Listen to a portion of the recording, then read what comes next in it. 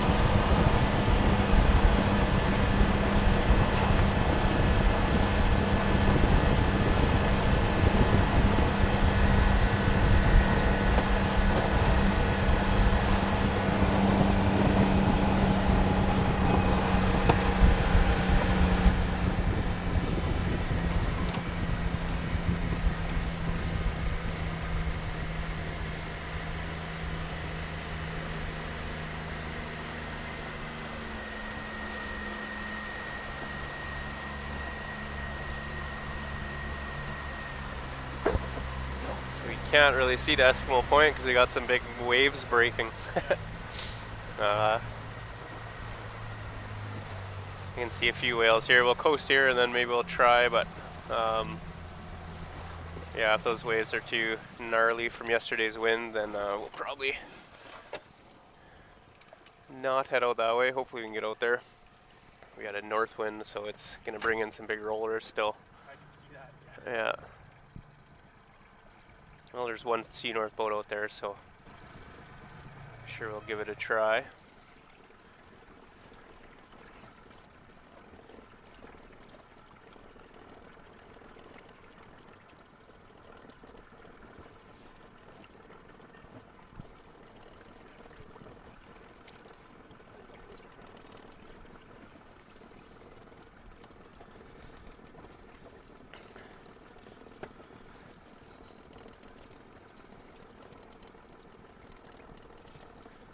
So you guys had a busy summer. What's your role out at the study center? What do you guys get to do out there? Yep. Yeah. Is it on? Or we'll just check that first. Yeah, it's on. So I am the bilingual programming assistant at the study center. So kind of like our two pillars are like science and education. So I work on the education side of things. So a lot of our groups that come up. So predominantly with like our school groups and like younger groups that come up. I'll work with them out on the land. We also get like a bunch of learning vacations. So that's kind of like the CNSC's like tourism model, things like that. So a really unique way for us to bring in income as a research station is to do some tourism. So that's kind of my side of things. So bear guard, bus driver, shuttle driver, whatever has to happen. Yeah. Got a few whales in front of us here. Yeah, you guys can have up to 80 people out there, eh? Yeah, That's pretty busy. our dorm we is got some 84 right person beside us. capacity. Oh, right beside us here. Yeah. 84 person capacity. So we get in bear season, it's pretty full. I think last bear season we had 76 people plus 4 staff members staying over one night. So it's pretty full. But yeah, I love it. I was up here last summer, same position, and then up here this summer as well, and just got a year-round contract extension. So nice. Are you around then through bear season again? You or? betcha, Yeah. bear season and beyond. So cool. So you'll have a little gap here where you can take a breath, and then right back at her, That's the through plan. September. Oh, got a couple more we behind got us a here. few, but Nice. the water's pretty nasty right now, which isn't a surprise with all those waves. We got a lot of stuff stirred up, and I'm not seeing any real tide lines right here. now. That's cool. That could change though. I think there's a second one just to the right here.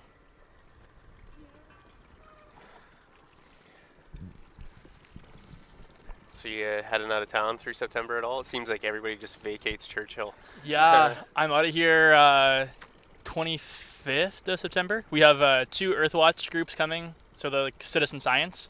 So we get Earthwatch groups coming up pretty much year-round. There's 2 in September, and one of them's like a French-speaking group, so okay. I'm going to be there. Bilingual Bear Guard nice. for that. And then, yeah, a couple weeks I'll be down south and coming back up right before bear season starts. Yeah, I'm expecting to see tumbleweeds blowing down the street through Yeah, September. no kidding. Everything shuts down, and it's going to be a ghost town. A few restaurants closing too. I mean, it's going to be dead for sure. And we're already seeing it. Like, Sea North, they're starting to pull all their gear out of the water. Sea North out of the water. Yeah, I saw that. Yeah, it just comes to a halt. But as we seen yesterday and the day before, especially with Rob, there's still lots of whales around. So. But I mean, this time of year it's sketchy, right? Because you're not sure what you're going to get with weather. So I could see it difficult booking vacations for that time. Mm-hmm. But it's also a good time of year because you can see whales and you can see bears. So. And if it's clear sky, northern lights too. Yeah, sometimes. yeah, exactly. We saw a few last night. Oh, really? Yeah. We were supposed to be getting some good ones. Supposed to be gnarly the next couple days. Yeah. Yeah, forecast looks good. Yeah, so that's, for anybody listening for the first time. I know I've talked about it lots, but we do have Aurora Cam, and that's out at the CNSC. So if you guys, depending on where you're at, different time zones and stuff, but tune in through the night, and if we get nice clear skies like this, it's unreal. Yeah. So you want to check that out. I also forgot to do my introduction, and then I'm thinking here if there's anybody listening for the first time, I'm Kyra McIver, and we're in Churchill, Manitoba, Canada, on the Beluga boat out in the Churchill River estuary. And we're on the lookout for some beluga whales. We had a few following us there, but I'm kind of thinking we should get out to Eskimo Point and see what's happening out there. The visibility's not looking too hot for here today. Possibly it'll be a lot better out that way.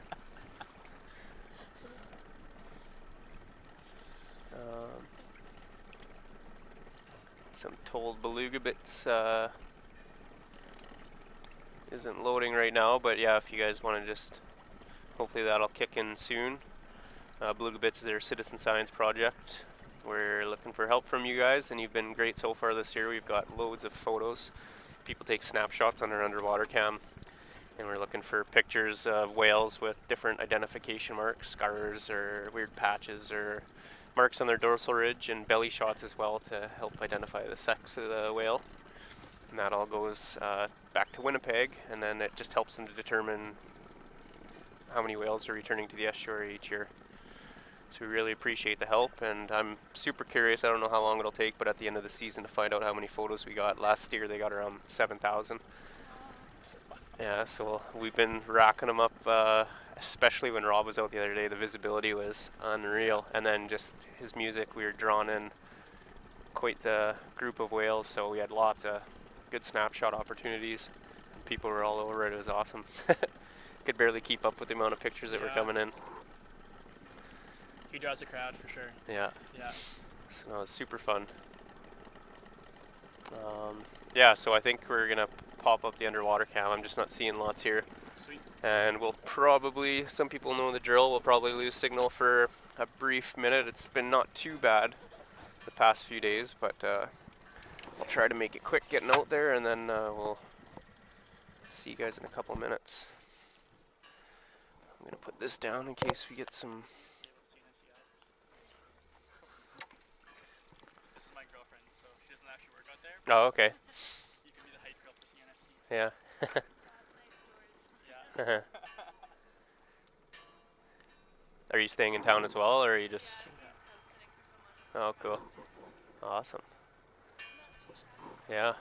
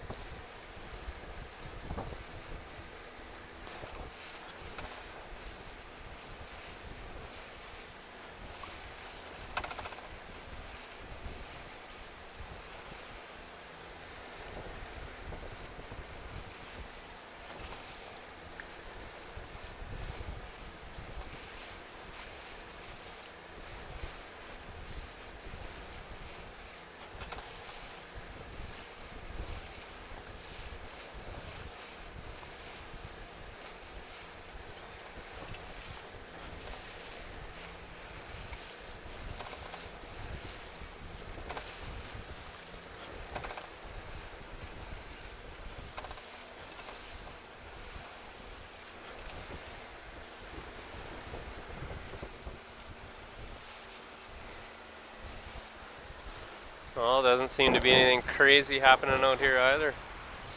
And it's still, the water's kind of murky. So yeah, it was quite a lot of wind we got yesterday. It actually picked up even more once we were off the water, so stirred up a lot of junk.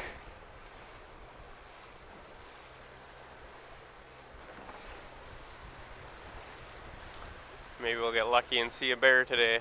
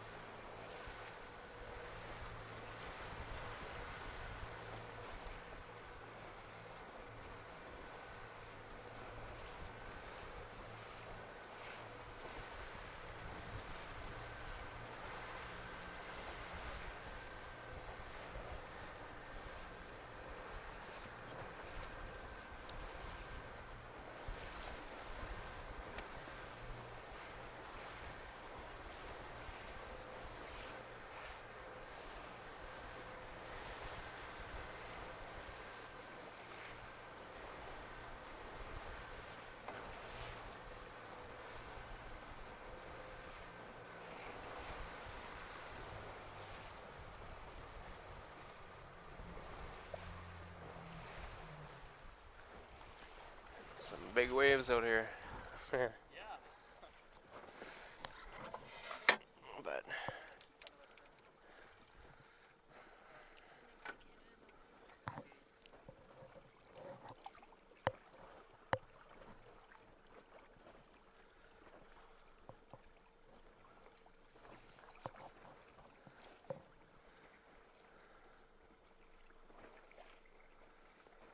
alright, well there's a few whales kind of in front of us. We'll got the cam down now, so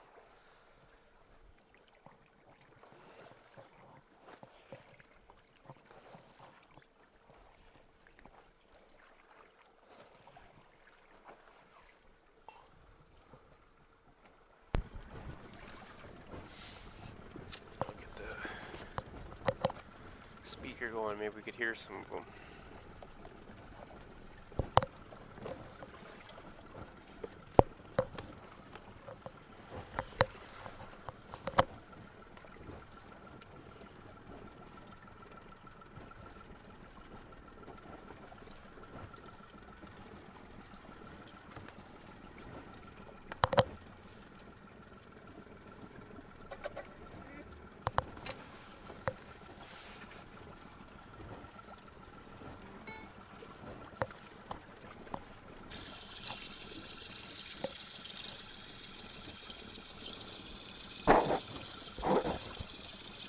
Alright, I was just looking at the comments here at, I guess they had highlights playing while we were waiting here earlier, and it was my snorkeling adventure, so people are asking about that. We went the other day and one of the Sea North guides, yeah, Jocelyn, came out and towed me behind the boat for a while. Had a pretty wild bunch of encounters, yeah. Yeah, it was insane. I know some people watching now, they didn't get to see it, so well, I guess you got to see some in the highlights. And I think they have, or they're going to do a video maybe, or they've got it up already with some of the clips from my GoPro, but it was insanity, man. I was hoping, you know, just to, wow, maybe we'll see some whales, or they'll, yeah, hopefully they get close to me, I don't know. And within a few minutes of being in the water, I had one pushing my back legs around, and I thought at first someone was, you know, Jocelyn called one of the Sea North boats over to play a joke on me, and someone was in the Zodiac pulling on my back leg. I didn't think it'd be a whale, but sure enough, yeah. And then for the next hour and a half out there, I just had non-stop the whales pushing me around and pushing me up out of the water and going underneath my arms, and one wouldn't leave me alone. He's on my belly. Every time I looked down, I could just stare right in his face. It was crazy. Whales like clamping. I still want to figure out what it meant. They kept coming up, so they'd swim underneath, and then they'd be, you know, from here to that tote away, so 5-6 feet away, and they'd start chomping their jaws at me, making these loud clicking noises, and then 4 of them would come up and start all doing it at the same time. Wow. Yeah, it was really weird. I don't know what. I figured maybe they thought I was in distress and they were trying to snap me out of my daze. Yeah. But no, it was an unreal experience. I thought being out here, I had so much fun observing the whales all summer, and you kind of develop like a feeling towards them or a relationship with them. And yeah, I wasn't expecting, those encounters, and it totally changed everything. Yeah. Now, just throw on a wetsuit and spend the whole summer in the water next year if I'm out here. Have you guys got to do any snorkeling then? You were mentioning going on the tours with... No, I haven't done snorkeling yet. We were thinking about it, maybe if they're still doing it, maybe tomorrow or something like that. But Yeah. from what I hear, it's kind of the best way to see the whales. But I think it's also nice too when you can get like maybe out in a kayak or a Zodiac first and you see what it's all about, and then kind of want to do snorkeling even more and appreciate it a bit more too. So yeah, they really interact with the kayaks and the paddleboard. I haven't been able to go out this year, but everyone that has, they have a super fun time. Like the ones that were at launch today, I'm pretty sure just over the summer they've kind of started to learn our patterns or our behavior, right? And they like to play with the little dinghies floating around out there. So I think they make a point of spending more time around launch just so they can push people around when they come out on the kayaks. But yeah, I know it'd be a lot of fun, but definitely if you can get out snorkeling too, just try to make that happen. Yeah. It's just being in their environment. It's so much different than, observing them from above the water. You get a better scope or vision, I guess, into seeing everything, what's going on down there. It's like another dimension. No, and I thought it was going to be colder, but that was one thing I was concerned about, was if you're just going to be freezing the whole time you're in the water. But those wetsuits are pretty solid. They're really good.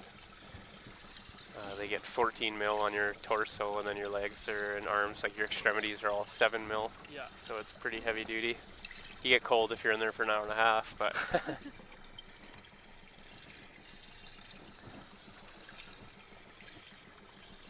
how long are you in town for, Alexandra? I leave Monday. Yeah. When did you get here? Yesterday. Oh, so Just a few days. Yeah. Go back to school, so Oh yeah, that'll be starting soon, eh? yeah. A lot of the park students have headed home too to get back to school. They're all sad to leave, all like anybody is who comes to Churchill.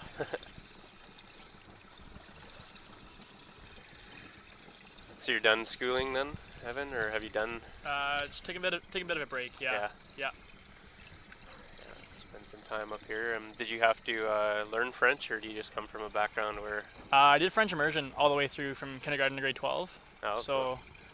I think initially when I was in high school, I was like, I don't need French, but it's allowed me to get, this job last summer and this summer, and pretty cool opportunities with Parks Canada as well. And it's pretty huge. Handy, yeah. Never thought I'd be using French in Churchill, but once in a while we get tourists come to the building, to the study center, from France, and can give them a building tour in French. It's pretty cool. Yeah, that's neat. Do you you find that Earthwatch group coming up next week, doing citizen science and bear garden French for them, I guess. So yeah, it works out well. Do you find, is there a big difference between like French from someone coming from France, like you said, compared to say if you got somebody from Quebec? Oh, definitely, yeah. I think so. Can you still communicate fairly easily? I think so, yeah. Like, I mean, most of the words are the same, but you can certainly tell if someone's from. The colloquial Cuban words. Yeah, exactly. But we do get some Quebecois people come out as well, and you can tell when they speak English. They speak French first, and so you talk to them in French, and it's pretty cool. Yeah. Nice for the center to offer that too, I guess. Like, most programming can be in 2 languages, and that's always nice, especially in Canada. Yeah. For sure, with Canada 150 this summer too, I guess. Yeah, then it was extra busy. Yeah.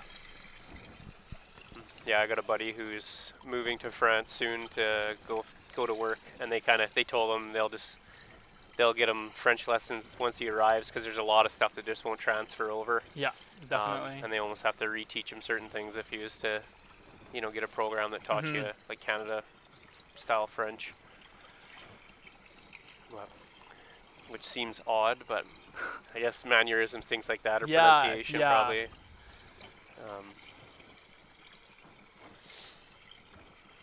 I'd made a few attempts at Spanish, but I could never seem to stick to it. I think that might be the next language. I don't know. Spanish would be pretty useful for. Yeah. I've heard like travels Spanish. in the next few years. Yeah. There's what 20-something countries that speak Spanish as their Yeah. native language. It's like Spanish is like a growing language and French is like slowly dying Yeah, out. and there's similarities between the two, so that will make it a bit Definitely, easier yeah. to.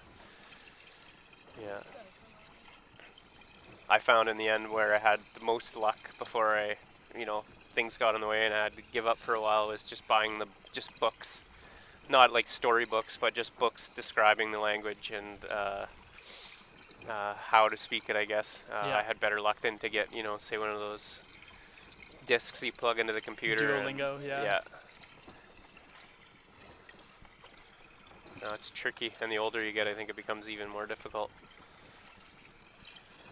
One day.